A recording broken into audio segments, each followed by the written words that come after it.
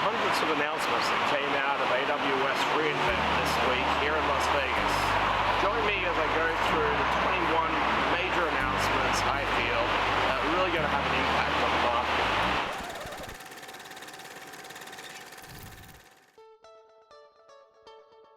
So, hundreds of announcements came out of AWS reInvent this week. Now I have my voice back. Join me as I quickly go over what I feel are the 21 major announcements, and I'll try to cover all that in just 10 minutes. Hi, I'm Matt Carolyn, and welcome to this special edition of Puck Online. The focus of this broadcast is the AWS reInvent conference that just happened this week. The conference gets bigger every year, with this year seeing about 65,000 registered attendees across 20 hotels, 6 venues, and there was about 2,500 technical tracks. This special edition, I'll try my best to cover all the major announcements which came out this week. So I'll take a deep breath, hopefully my voice lasts, and we'll get into it. AWS Deep Composer. This was the first major announcement and follows the trend from previous years, with Deep Lens announced in 2017 and Deep Racer in 2018. The idea of the service is to provide musicians with AI-driven music. Amazon is also going to have a hardware keyboard that works with Deep Composer. AWS S3 Access Points. This is a new service that helps firewall your S3 buckets within your private networks. Hundreds of access points can now be attached to a single bucket, allowing access from within the same VPC or otherwise.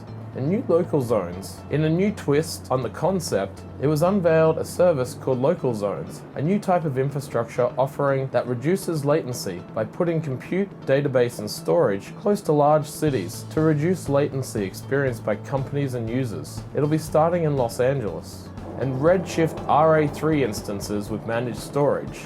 This means now you can separate the compute from the Redshift storage and have one less thing to worry about. And more on Redshift Aqua, Advanced Query Accelerator, which is basically a hardware-accelerated cache, giving 10 times better performance compared to any other cloud data warehouse solution. Amazon managed Apache Cassandra services, which offer single-digit millisecond latencies without managing Cassandra cluster yourself, which is a first for Cassandra on AWS. And SageMaker Studio. This fully integrated IDE is specifically for machine learning. Amazon SageMaker Studio unifies all of the tools needed for machine learning development. Developers can write code, track, experiment, visualize data, and perform debugging and monitoring all within a single integrated visual interface, which will significantly boost developer productivity. Amazon Neptune Workbench. You can now query your graphs from within the Neptune console using either Gremlin or SparRQL queries. You get a fully managed interactive development environment that supports live code and narrated text within Juniper notebooks. In addition to queries, the notebooks support bulk loading, query planning, and query profiling. AWS Maps for Windows. Map for Windows provides prospective guidance, specialist consulting support, tooling, training, and service credits to help reduce the risk and cost of migrating to a cloud while providing pathways to modernize your Windows Server workloads on cloud-native and open-source technologies. AWS Marketplace enhancements. AWS Marketplace now features a new discovery API created for select partners. This new feature enables sellers and data providers to curate a narrow set of third-party software and data products by integrating the AWS Marketplace catalog into their web properties. This means you'll only see relevant third-party software and data when you're on a seller or provider's platform. AWS Compute Optimizer. With Compute Optimizer, we see a new machine learning-based recommendation service. It makes it easy for you to use optimal AWS compute resources. It is now available in 5 AWS regions at no additional charge. Amazon Chime Meetings app for Slack.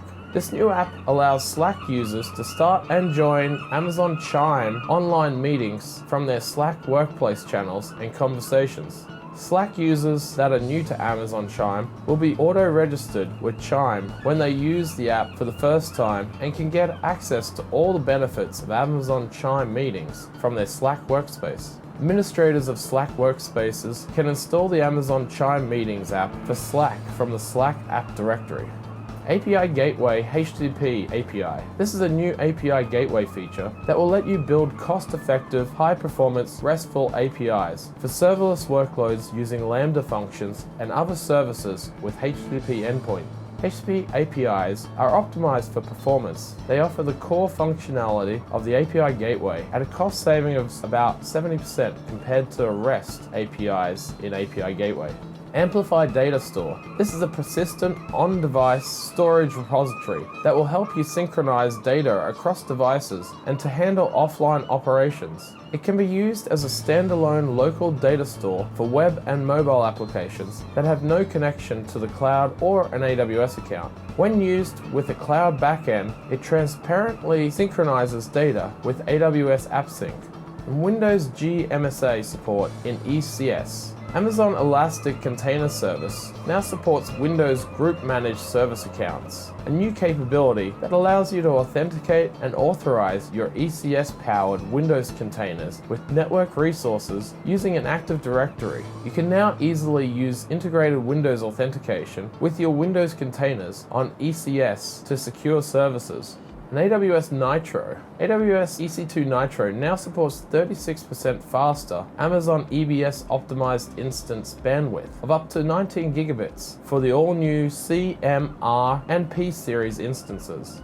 And one that got a bit of buzz at the event was AWS Builders Library. This is a collection of published articles providing insight into how Amazon operates at scale. It provides access to in-depth articles created by architects, engineers, and leaders from inside AWS. And Amazon Athena query enhancements. Amazon Athena now enables federated SQL queries, allowing users to query the data in place from data stored in relational, non-relational, object, and custom data sources. In addition, Athena now also supports user-defined functions. This enables customers to allow them to write scalar functions and then invoke those functions via SQL queries directly.